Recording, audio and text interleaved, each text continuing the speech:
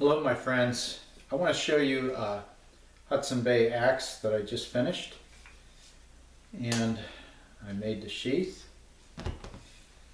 And this axe, this is second hand axe that I did as a Hudson Bay, and what's different with this one, I have a few things that I did to it. First of all, with the blade, I made a modification to the existing axe. Now most camping axes that you buy, what you'll find is the area right in here is very thick. And with the Hudson Bay, this area as it goes through stays fairly narrow.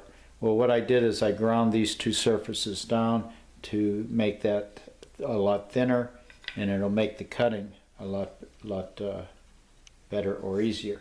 The other thing that I did is on the back of the handle here, you can see that I have these tags sticking out. Well, if you pull on these tags, it opens up the handle, and inside is a ferrocerium rod, and that rod will throw sparks.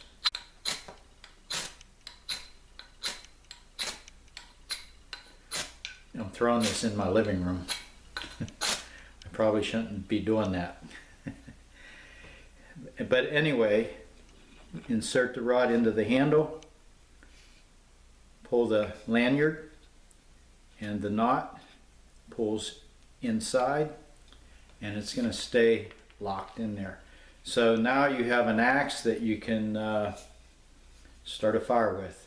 You get the kindling, shavings, and close to being razor sharp. Haven't tried to shave with it yet. And of course I like lanyards on almost all of my tools, probably from living on a boat, and allows you to hang them up.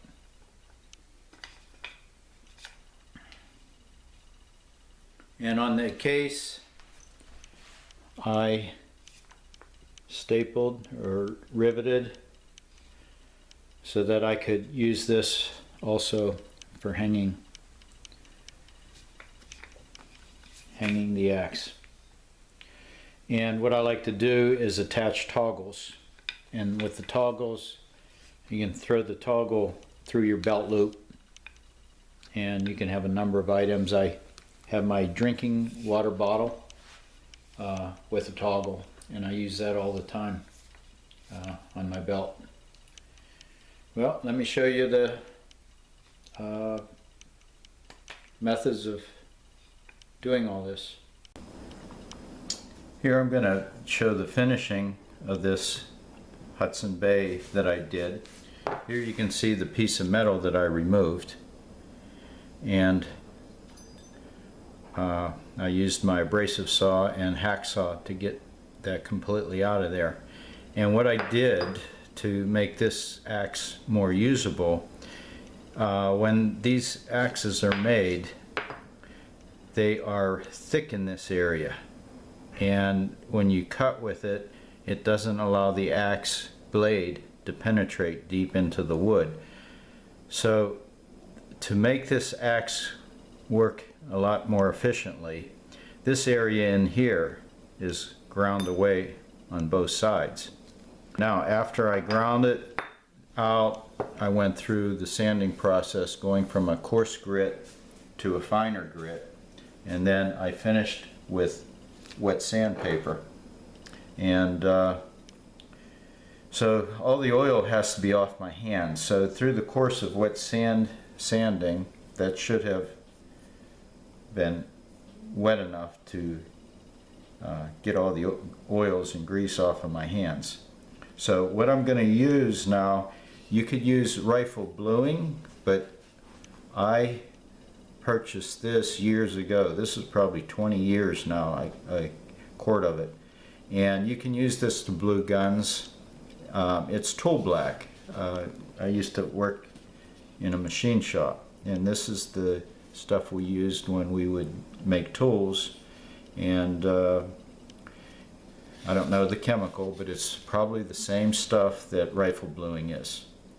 So it leaves the metal with this black oxide finish, and you can see here it's a chemical reaction with, it's for ferrous metal, chemical reaction with the iron.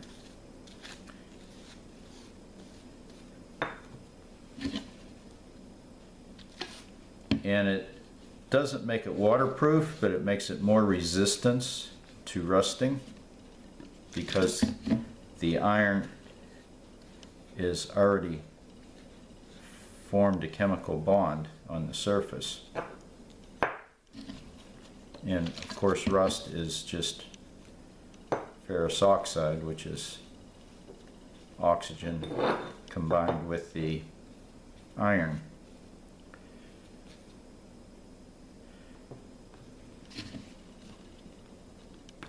And you can see it doesn't take a lot. That's why this can last a really long time. But it's real important that you don't get oil from your skin on the metal, because it has to make that contact to do the coloration. And I want this blackened because I don't want, you know, if this is part of my prepper pack, I don't want that glare of the silver coming off. I could have had this polished to a mirror finish, and you could have been used it as a mirror, but it also will show for miles with the glint of the sunshine on it. So if you want to be a little stealthier, you want to blacken this. Now I'll leave this sit here for a while, then I'll give it a second coat, and then what you do is you put a thin light oil film over it, same way that you would do with a gun, and that would give it a pretty good rust preventative or resist. Not going to make it rough proof, but it will make it a lot better. And then we make a handle out of hickory that I had a piece of firewood aged for probably a year, and it's real dry. I rived the wood, and that should make a real strong, almost indestructible handle.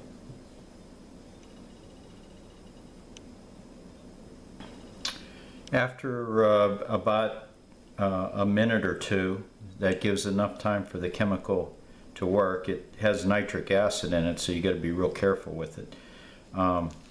You rinse it off. So I wash this. You want to get all the chemicals that's on there off, or the tool black, get it off. So this leaves a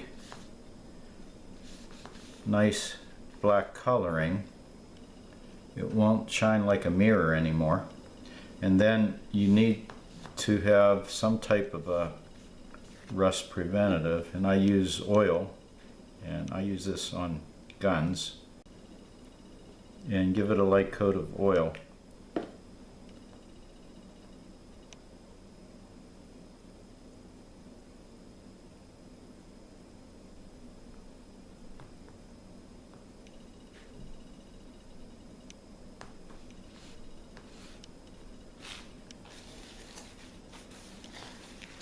And the oil will enhance and deepen the color.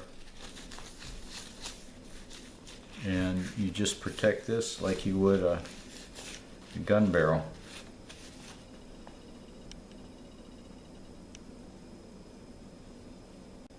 And of course, when you're using this or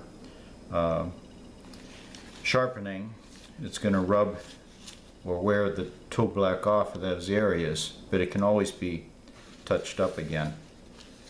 But I don't think we need to worry about the cutting edge. That'll also be in a sheath.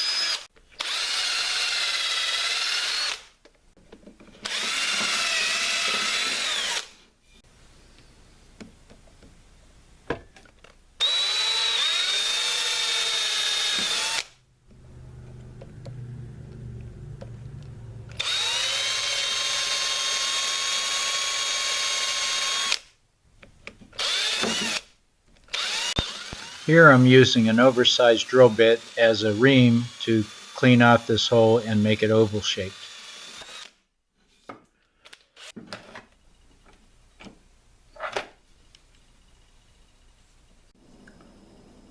Piece of paracord, and I'm going to feed this through from both sides.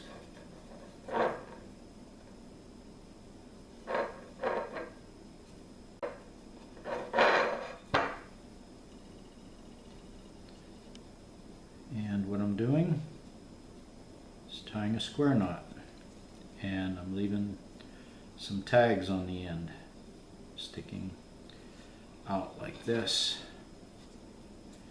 and pull it taut like that. Now I have a lanyard. Now the reason I tied it that way is I can drop my ferrocerium rod in there, pull the knot, and there it's locked in nice and tight, and I have a lanyard. Okay, won't come out. To remove it, pull this out and the rod drops out. So you have a fire starter with you at all times, as long as you have your axe.